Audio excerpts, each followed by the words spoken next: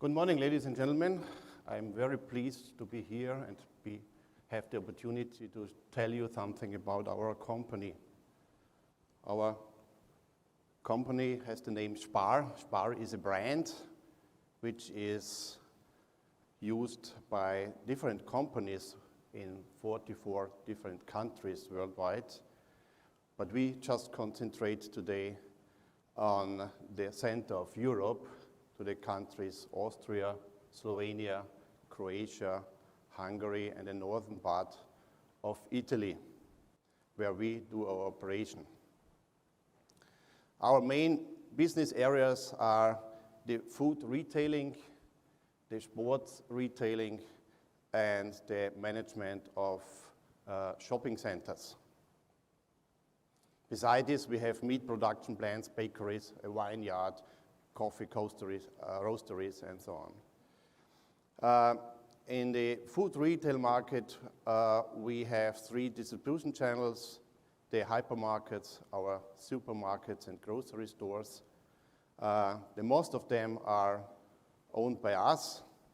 We have a very successful concept for franchisees, and we also deliver our merchandise to petrol stations. In the sports area, the company is called Gerd, and they have shops in the south of Germany until Romania, and they are also the market leader in Austria. On the other side, the SPAR European Shopping Center company cares for 30 different hypermarkets and shopping centers. The most of them belong to us. If you see the development of our company in the last 2 years, we have been very, very successful. We became the market leader in Austria after 60 years fighting against our competitors. And at the end of 2021, we have passed the 90,000 employees mark. When SPAR Austria started to spread beyond the borders to the neighbor countries, they made a quite remarkable decision.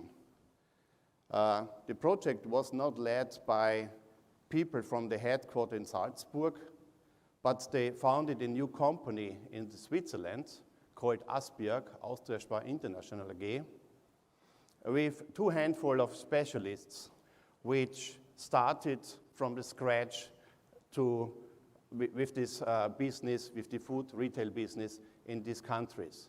And this was the time when we started with InterSystems technology there to cover the merchandise requirements in these countries. At the end, now SPAR Austria is the biggest customer of us for InterSystems technology too. The application what we built is called Image Integrated Management Application for Grocery Enterprises. It's a huge ERP system including artificial intelligence components and so on, and is maintained and developed by a group of 25 specialists which are spread all over our countries. Until 2020, we had about 2,400, 2,500 applications running in Austria and in the eastern part or in eastern countries of our group. It looked like the following. It was an existing, the configuration exists of a cache database with the ERP system, with the money management, and the integration of an Oracle cash register application too. From 2021, everything changed because we got a new top management. We had the possibility to consider about our visions, and we got a lot of new requirements. First of it, we wanted to standardize fully the IT architecture over all our countries. Second, we decided for a new cash register software. in addition to this, we need a new money management on the back office side. And we want to standardize or harmonize the workflows over all our countries.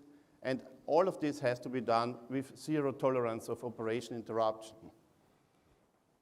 So our idea or our answer was centralization of the systems and the building of a new cash register software, which is called eStore. So we started a greenfield iris installation. We let build the cash register software by a company in Germany.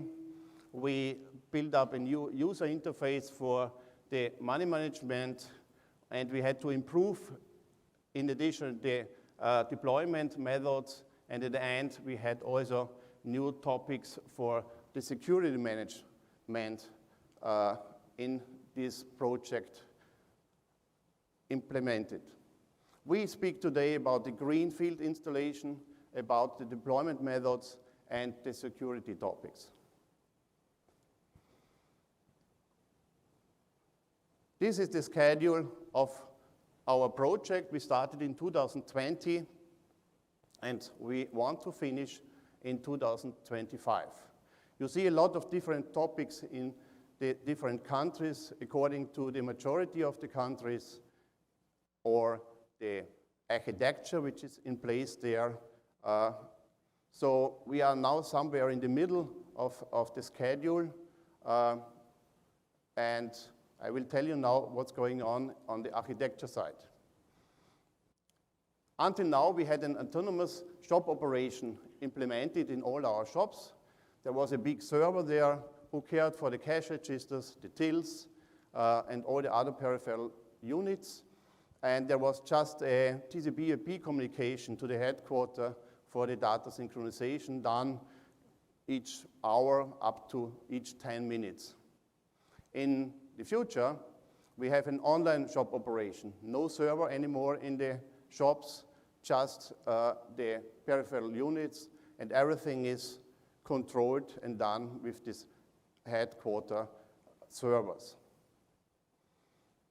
The new shop configuration looks like this. We have on the left side the cash register software with a monitoring server for hardware and software failures. So the headquarter knows more quicker than the cashier that something happens with the cash register. Moreover, there is a master data server who is responsible for the new prices, new articles, new promotion topics. On the right side, we see the so-called communication server who deals with all the requests of the cash registers. He is connected to some service machines in the background and the scalable shop servers for the ERP system. And this is our greenfield approach with Iris. We cannot do this in one big step. We have to do it step by step. This means that we do first the centralization. In the next step, we use the new cash register software. We have also to convert to Unicode, and at the end, we want to go into the data centers in Austria. Overall, this means a fully standardized configuration and the transfer of about 2,450 ERP systems to the data centers.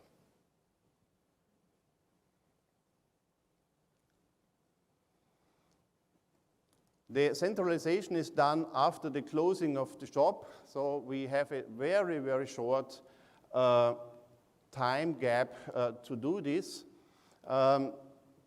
We have a massive amount of data to be transferred, and we have to do it parallel to the normal operation in our countries. So this means that we can just centralize 10 of the shops side by side within one day. The challenges are the age of the server in the shops, the bandwidth between the shops and the headquarters, because we do not have everywhere fiberglass optics. The shop size itself, a hypermarket has a much more bigger amount of data to be transferred than a grocery store, and at least it takes between 30 minutes and 3 hours to move all the data into this new greenfield application in the headquarters. But we have this one-time opportunity to optimize the IRIS database file structure, the block size in the files, and also the background process sequences. And we did a lot of work, and we improved this cache efficiency KPI between 200 and 400%. When we install the new cache estimation software, this is done in the moment in Austria. We do it during the day. The sales departments get a stick, and they go to the first cache register, put it in, and the installation is done automatically. Because of security reasons, it's not allowed to do more cache registers side by side, so they have to wait for the first cache register and start the next one. And this means for us that we have now to process 2 POS systems during the day. The only topic is that they have to finish it until the end of the day, and everything is correct. We do about 36 shops a week. This means about 200 cache registers are converted per week in Austria. We have about 12,000 cache registers there, so it takes more than 1 year to convert to the new system in Austria. The communication server is a very interesting new part of this application. It is our first core-based IRIS license. Who cares for the communication, for the REST communication with the cache registers, and also the REST communication to our PDAs in the shop. And it is somehow a gateway to the ERP systems and the other services in the background. We have in the moment a 12 core license installed there. The software deployment has to be changed because everything must be much more faster than before. We have the situation, we have the principle of a single source code everywhere. So we install the same software everywhere, but we have a lot of parameters which covers the specific requirements in all our countries. So we have also different background systems in the countries, and we had to speed up the whole cycle of deployment. Until this project, we defined the international release. We handed over to the countries, and the tests and also the deployment was not synchronized. So we changed now completely. First of all, the countries got a big amount of test and approval stages. Also, the programmers got their development stages with the parameterization of each country. On the other hand, we do not work with releases, but with deployment packages. A deployment package consists of more than one release and a set of rules. Who has to do what and when? So if the software developer checks in a program to a release, the system automatically installs this release in specific stages and alerts this information to the responsible guy who has to test it. On the other hand, we installed in all our productive environments 3 more namespaces. These namespaces have their own program database, but they use the production databases of the production, of the RED production namespace. So this means that we have the black namespace just for the check of error-free installation. The blue namespace is the namespace for the application managers who have to set up the parameters. The green one is for the super users who can work already with the new release. They have a playground there using the data, the productive data, and the red one is the productive environment. So we can use the so-called canary deployment process. The super user logs in into the system, but switches immediately to this green namespace and works already with the new software, or he logs in the productive environment and just calls specific programs in this green namespace. And also, background jobs can be rerouted to this green namespace, which means that new logic or new features are already processed in the productive environment. At the end, with the approval of the software, the system automatically installs the deployment package also in these namespaces, and just the go live step of the deployment packages is switched manually by the country.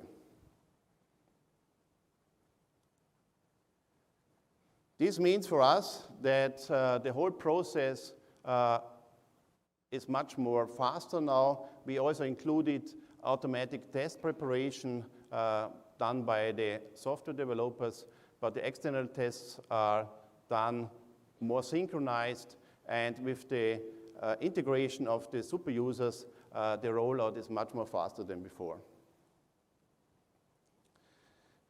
Because of this big amount of stages and the centralization of the ERP systems, we had to do something on the security side. We have now the so-called security vault, which is the management of the access to all the stages from one central point. We have four groups of people: the database administrators, the application managers, some specific business users, and the developers. And according to their skills, to the countries where they work, and the task which they have to fulfill, we have a lot of access rules.